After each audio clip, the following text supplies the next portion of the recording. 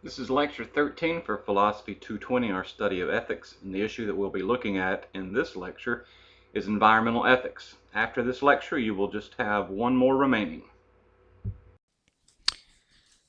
The first issue that we need to discuss is the issue of moral status and how we define moral status. Pictured here is a cartoonish cow, and he is making the claim that he has moral status, that he's not to be turned into a hamburger. When we look at moral status, we need to return to something that we talked about in the first half of the semester, which was the concepts of intrinsic value and extrinsic value. For something to have moral status, it, he, she must have intrinsic value. Remember that intrinsic value means to only have value because you're an instrument to reaching some other end. Intrinsic value means that you have value, period. Now, without question, when it comes to moral theory, all humans are considered to have intrinsic value.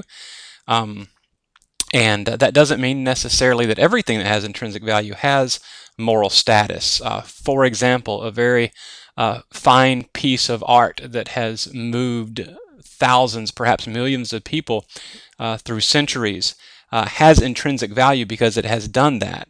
But because it is an inanimate object, it would not be understood to have a particular moral status. Now, morally, we might have the understanding that we need to take care of that object, but in and of itself, that object is not owed a moral status. So you must have intrinsic value to have moral status, but that doesn't necessarily mean that everything that has intrinsic value has moral status. I guess you can hear with the layers of thinking that have to go on with thinking about us having moral status, our decisions can be very complex. I like the way that your author presented three different viewpoints, so I'm just going to be a little repetitive for this part and then add something that he did not mention. And it may be because I come from just as much, if not more, of a religious scholarship background than a philosophical scholarship background, but I do want to include something about the different ways that Eastern and Western minds have thought about moral status. Okay, something we see very common, especially within the Western culture, is an anthropocentric worldview. Anthropos is the Greek word for humanity, and so humanity is the center of the worldview in this case, and therefore human beings have moral status. If we wanted to expand who or what it is that has moral status, you can go to a zoo-centric worldview. Zoo, of course, the prefix referring to non-human animal life, well, also human life. But again, we're including non-human animals with the zoo-centric worldview. And so every animal has moral status in this worldview. And then lastly here, the biocentric worldview. Bios or bio is the prefix for life. And so anything that has life, not just animals, but also trees, other forms of vegetation, every single cell animals, everything that has life has moral status in this worldview. Okay, and then an element that I'd like to add here is that because of the way the religious mind has developed and certainly influenced moral theory a great deal in the East and West, within Western thinking, and this is the cultures that have primarily been shaped by Judaism, Christianity, and Islam, the concept of the divine is a being that is transcendent and very different from what religious people would term the creation. So there's a sharp distinction made between the divine and the creation. And so therefore you do have very much oftentimes an anthropocentric world view that develops from that because the creation is not seen as something that is one with God or the gods. Eastern thinkers philosophically and think in a different way. It's probably based a lot upon the religious assumption of what we call a pantheistic worldview, that rather than there being a transcendent God who creates a physical earth, that what has happened is that the gods have poured themselves out into what we call creation. And so the gods are very present. The God's identity is within creation. And so therefore you move into much different worldviews. Just one more brief note on this. There is a religion that developed alongside of Buddha Dharma or Buddhism and Sanatana Dharma or Hinduism called Jain Dharma or Jainism. And Jains look at all of life as having the essence of the gods. And so within Jain Dharma, there are convictions about even if you were to step on a bug, what if you inhale and take in a very small organism and that organism dies? And so you'll see Jains oftentimes wear breathing masks so that they wouldn't accidentally inhale and destroy a very small life, or carrying around a broom and sweeping the path in front of them so as not to accidentally step on some form of life. And again, I do think we have a sharp philosophical difference. I'm not just speaking about a religious difference here. The reason I bring it into this class is because of the philosophical reason, a big philosophical difference on how one looks at the earth, either as a creation made by a transcendent God or a creation in which the gods have poured themselves into that creation. Okay, when it comes to moral status, one thing that your author did not discuss that I think is an important issue, a question that we need to explore, is do people or animals or life possess moral status, or do humans grant moral status? Do humans have the right to make the decision over what has a moral status and what doesn't? Um, let's take a look at the pictures here first before I think looking at the pictures first and asking some questions of ourselves, what our own view is, will kind of help us understand the tension and the complexity here. No one, I think, would argue with me that this cute little boy blowing a bubble, he certainly has moral status. He is a human being, and all moral theorists, unless they're a complete nihilist, would certainly say this boy has moral status. Now, scientists, biologists have shown that dolphins are incredibly intelligent beings, and some of the ways that dolphins think as sentient beings show them in some manner perhaps to be even more intelligent than human beings.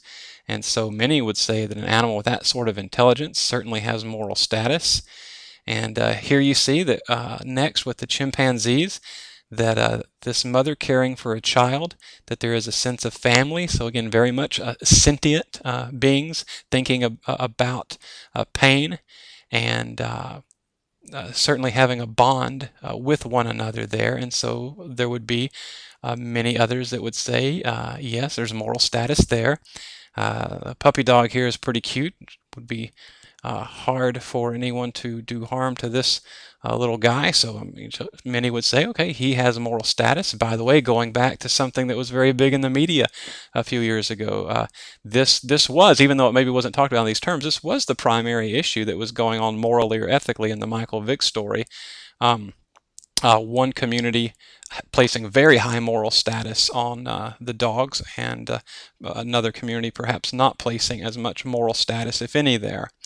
And then now I think you're going to start to see the complexity. What if you had this little creature in the white background, this little mouse, come running across your floor? Does that creature have moral status? And then lastly, here is a roach. I think many of you would probably spray or stomp on this thing right away. I know my wife would call me in from another room to come do that task for her. But a roach has life, so does a roach have moral status? Okay, now let's look at the words on the slide. The anthropocentric worldview assumes that humans can grant moral status, that we make the decision about who or what has moral status, and it is the assumption that we have the right, simply as being human, to decide this. Now, zoocentric or zoocentric and biocentric thinkers challenge this supposed right as arrogant, and they will argue instead that non-human animals and or all of life possess this moral status inherently, that humans don't have the right to decide what has moral status or what doesn't, but simply by being a life, moral status is held inherently. Now, the one other thing not on this slide that I certainly hope you picked up from your reading, and you do need to have an understanding of this, is you can grant moral status in degree. To say someone or something has moral status, you can still make a later decision in developing your own ethic about maybe some people or some things having greater moral status than others. You saw this with our lecture on capital punishment. Those who are in favor of capital punishment will hold one person, the victim's moral status, in higher regard than the perpetrator. And here we're simply expanding that conversation to all of life. Okay, the big terms I want you to remember, however, they're not on the slide, are whether you are an egalitarian when it comes to moral status, which means if you have moral status, it's the same moral status for all of life, or as most moral theorists tend to be on this issue, even if they are biocentric thinkers, will usually move in the direction of non-egalitarian granting of moral status. That there are certainly levels of moral status, with normally humans being at the very top, and then going down by degree by the amount of sentience or intelligence other species may have.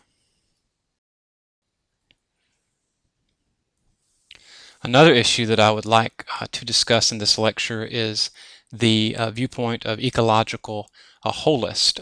Your author did a fine job here, and I certainly can't improve on what he did. Just want to make sure everyone paid attention to this distinction made between an ecological individualist, which is to look at each individual, whether human or animal or some other life form, and grant moral status based on an individual dimension, or an ecological holist looks at the whole of the ecosystem, the whole of the earth, the whole of a particular species perhaps, and grants moral status on that sort of grouping or community of things or people. So realize the difference there. Holism looking at the entirety of a group and granting moral status that way, or individual, again, just going by one particular animal, one particular person.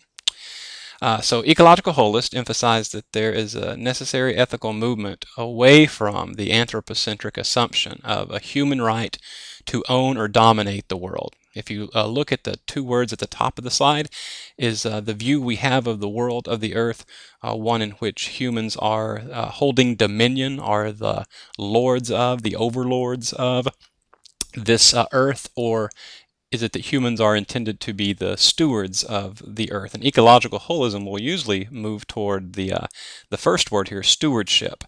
And stewardship usually includes the admission that humans do hold the most power and control in the world.